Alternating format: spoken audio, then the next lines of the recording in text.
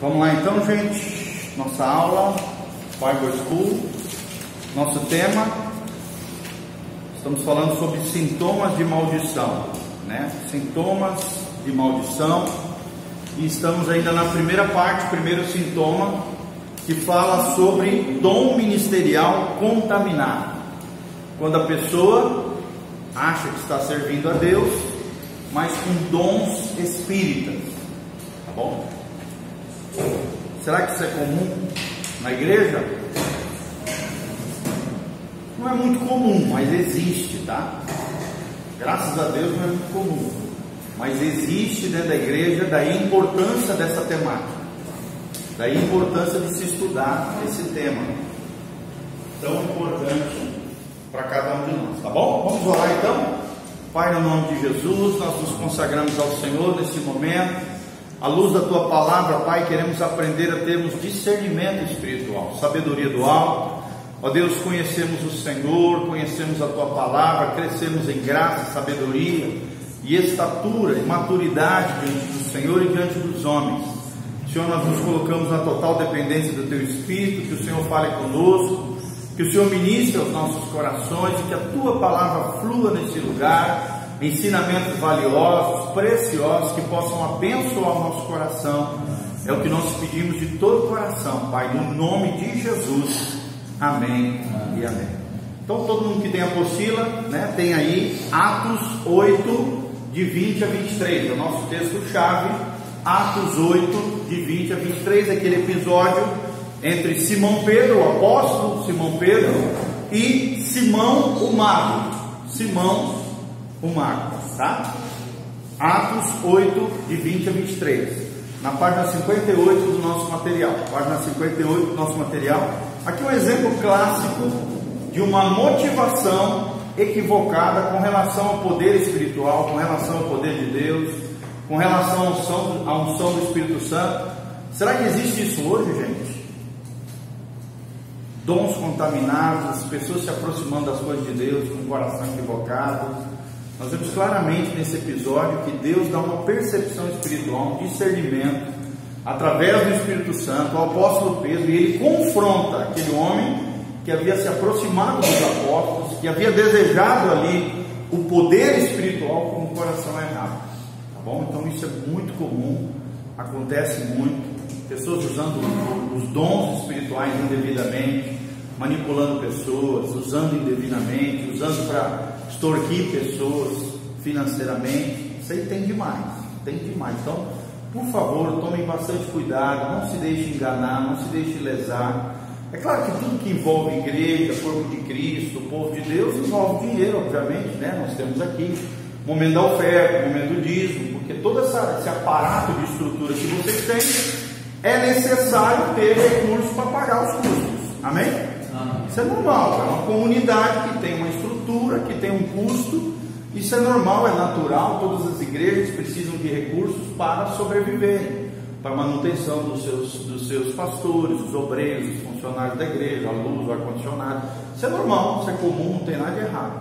Só que outra coisa é uma pessoa que tem algum dom, que tem alguma capacidade sobrenatural, usar isso para explorar as pessoas, para manipular as pessoas, usar indevidamente e até vender o seu próprio dom para enriquecimento ilícito, para manipular pessoas, para usar e abusar das pessoas, tá? Isso existe. Talvez você que nasceu aqui na Betel nunca viu isso, nem vai ver mesmo. Você está numa igreja boa, equilibrada, bíblica, tremenda. Mas quem já teve em outros trabalhos e outros ministérios, com certeza já viu isso. É o que a Bíblia chama dos mercadores do Evangelho. Pessoas que usam indevidamente, ou se aproximam de pessoas que têm dons, talentos, uma unção com o coração incorreto, como foi o caso aqui de Simão o mago, ou então usam indevidamente aquilo que Deus deu para a vida de cada um deles, tá bom? Então vamos ver esse episódio clássico aqui de um coração equivocado, de alguém que idolatrava o poder, que estava na feitiçaria, disse que se converteu, mas se aproximou dos apóstolos tendo sede de poder, idolatria de poder. Vamos lá, então a Bíblia, Atos 8, de 20 a 23, Olha o que a Bíblia diz: mas disse-lhe Pedro: vá tua prata contigo à perdição, pois cuidastes de adquirir com dinheiro o dom de Deus. Uma pergunta para vocês: o dom de Deus é adquirido com dinheiro? Sim ou não? Não é. É uma dádiva de Deus, é fruto da graça de Deus, é com base, né, na edificação dos santos. Não é para a tua glória, não é para alimentar o teu eu, não é para você ficar famoso, não, querido. É para abençoar o povo de Deus, abençoar a igreja, é para a glória de Deus. Não é para a sua sede de poder, jamais. E nem é possível comprar o dom de Deus. Continuando: tu não tens parte nem sorte nesse ministério, porque o teu coração não é reto diante de Deus. Olha só esse confronto do apóstolo Pedro. Tocou na raiz do problema: coração equivocado. Arrepende-te, pois, dessa tua maldade e roga ao Senhor para que porventura te seja perdoado o pensamento do teu coração, pois vejo que estás em fel de amargura e em laços de iniquidade. Fala comigo: laços de iniquidade. Será que um ser humano pode entrar nisso, gente? Está aqui. Estamos vendo biblicamente que se eu me aproximar do dom de Deus, do Espírito Santo, dos homens e mulheres de Deus, ou do povo de Deus, com o coração errado, com a motivação errada, isso se torna um laço de iniquidade. Fala bem alto, tá? Esses cantores gospel que cobram esses cachês enormes, muitos deles, infelizmente, usam o dom indevidamente, tá? Eu não sou contra um ministério de louvor, de adoração, um músico cobrar um valor que seja justo, que seja razoável, que as igrejas possam pagar, até porque eles têm as despesas deles, as necessidades familiares deles.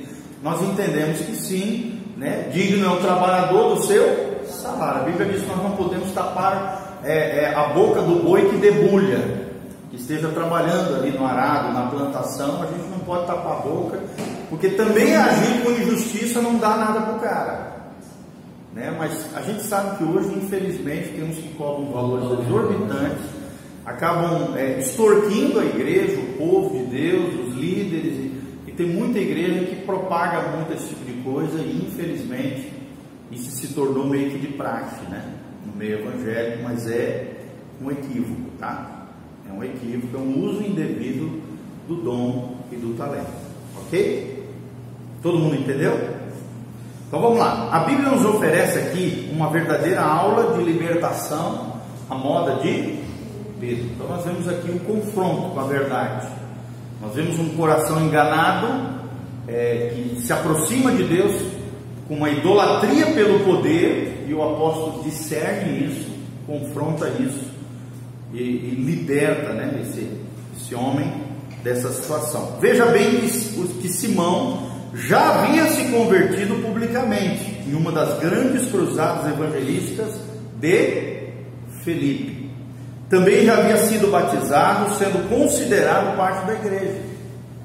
Eu te pergunto: um crente pode cair nessa idolatria do poder, gente? Sim ou não? Sim. Nessa sedução pelas riquezas desse mundo? Ele pode cair nessa sedução, nessa fascinação do mundo? Sim ou não, gente? Quando tiver vivo, pode. É a coisa mais comum que tem. Infelizmente, quanta gente abandona o evangelho, né? Abandona as coisas de Deus por coisas fúteis, pelas vaidades desse mundo, né? Por o dinheiro sobre a cabeça, o poder, né? Idolatria, fama, ostentação. A gente tem que tomar muito cuidado com isso. Isso é uma sedução satânica que quer desviar os crentes, seja batizado ou não, convertido ou não. Se nós não vigiarmos, eu, você, qualquer um de nós, podemos cair nesse equívoco que Simão Mágico caiu. Amém? Então vamos lá. Ele tornou-se um discípulo e apoiador do ministério de Filipe. Olha só, não era qualquer um. Era um cara que apoiava, era uma espécie de auxiliar ali do evangelista Filipe. E representava um grande testemunho para todos. Tanto é que a sua conversão é mencionada na Bíblia. Quer dizer, não era qualquer um. É um fato que foi relatado na Bíblia.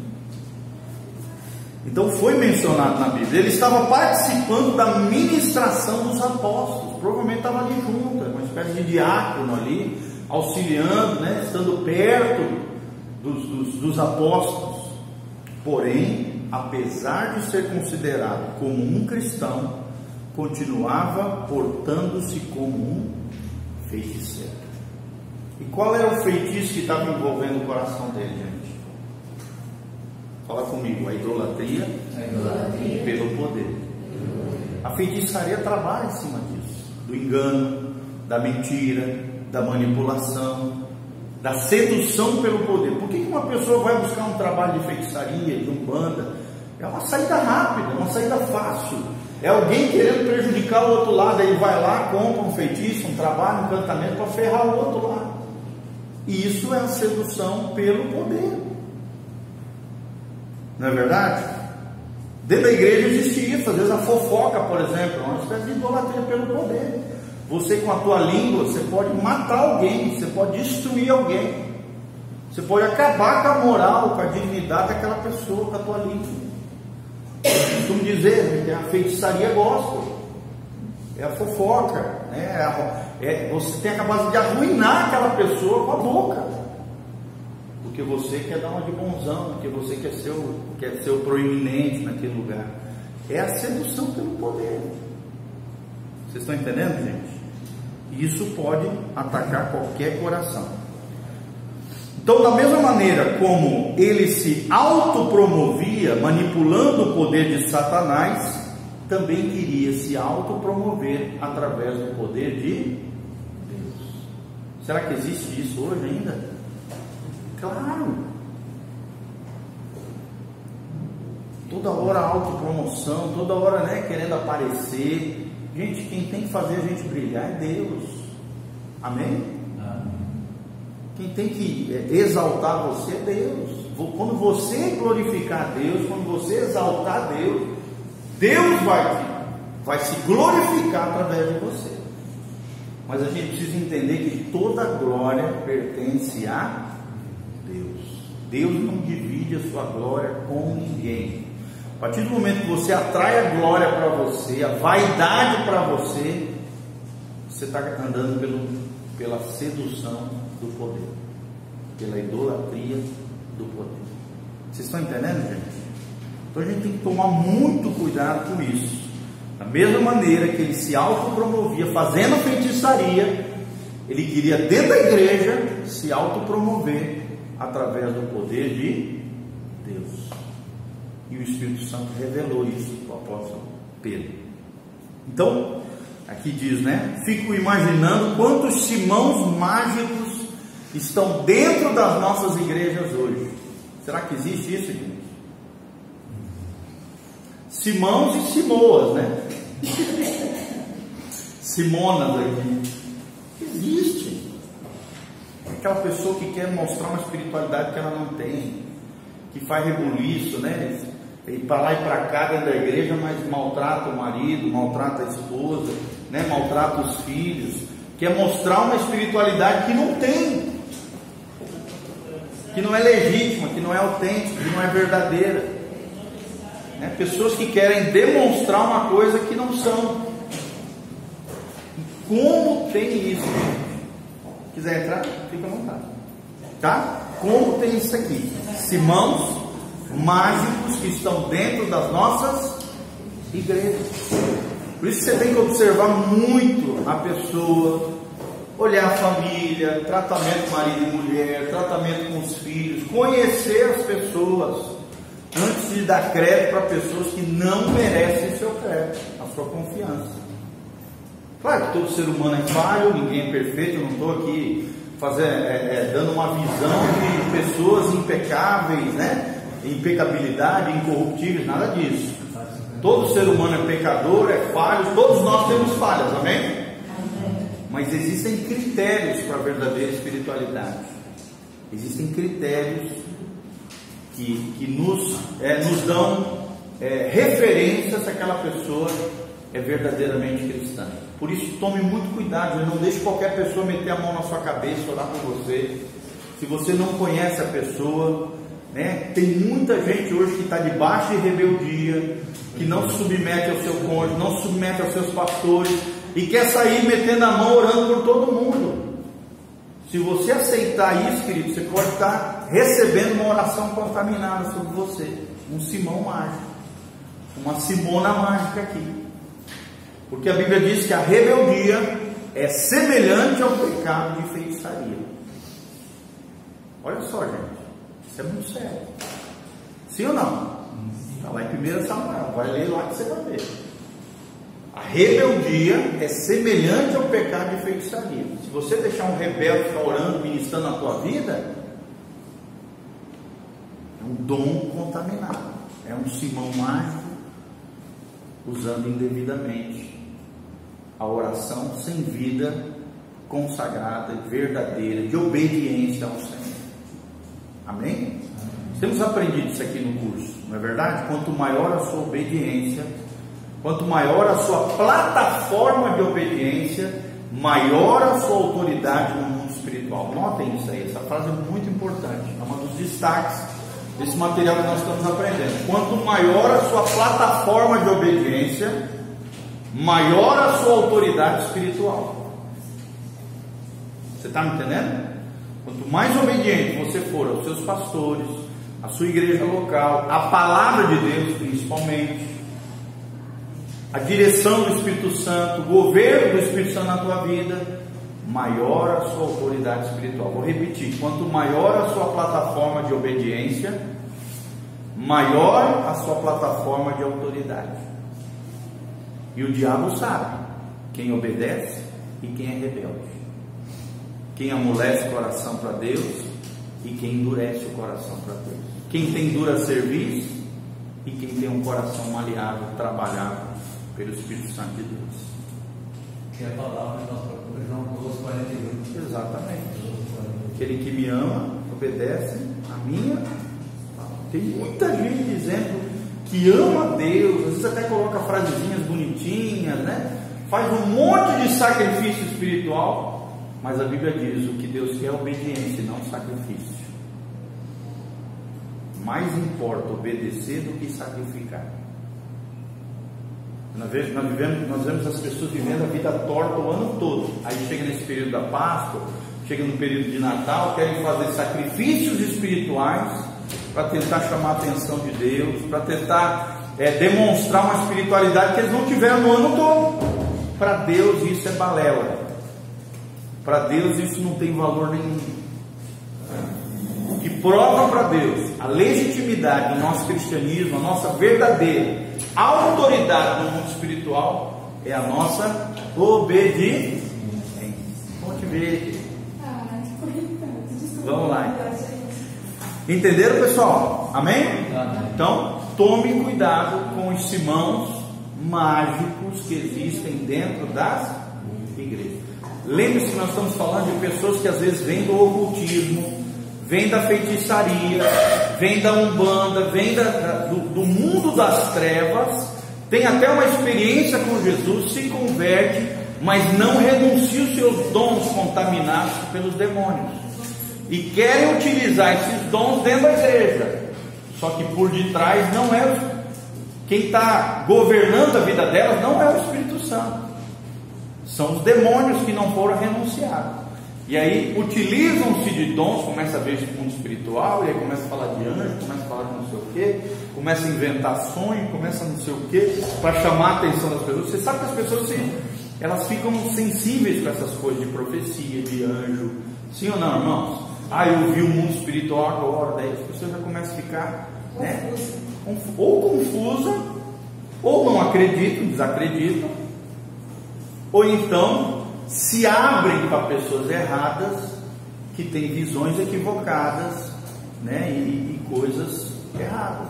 Claro que existem os dons contaminados, como nós estamos falando, esses exemplos que nós estamos dando aqui, e existem os dons espirituais que são verdadeiros, ok? Então existem dons espirituais legítimos, abençoados, cuja fonte é o Espírito Santo, é Deus. Mas se lembra que eu falei das 3 fontes de poder? Quais são as 3 fontes de poder? Uma é Deus. Outra é, começa com H, o homem, a alma humana, poder latente da alma. E a terceira fonte, os demônios, Satanás e os demônios, tá?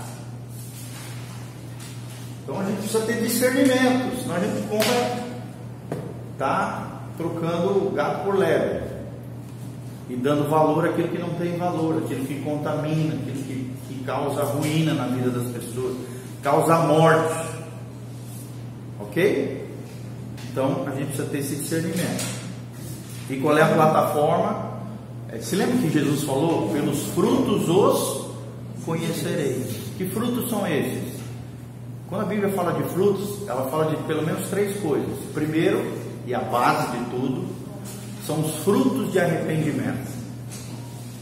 Frutos de arrependimento. É uma pessoa humilde, é uma pessoa quebrantada, é uma pessoa que pode até tropeçar, mas ela se quebranta, ela se humilha, ela se arrepende, ela muda de vida. Opa, peraí, é uma árvore boa, produz bons frutos.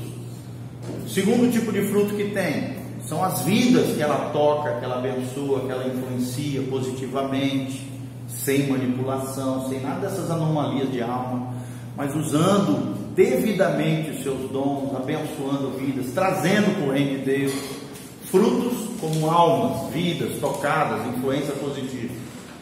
E o terceiro são os frutos do Espírito Santo. A maior marca de um cristão são os frutos do Espírito Santo. Tem amor, tem paciência, tem longanimidade, tem mansidão, tem bondade, tem domínio próprio. Opa, a fonte está aqui. É Deus. Então toda árvore, Jesus disse, a árvore má produz maus frutos, seria cortada pelo machado e lançado no fogo. Mas a árvore boa produz bons frutos. Quais são os 3 tipos de fruto?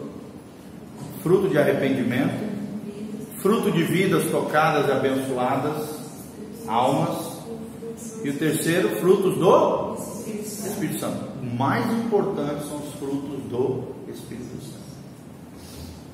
Ok?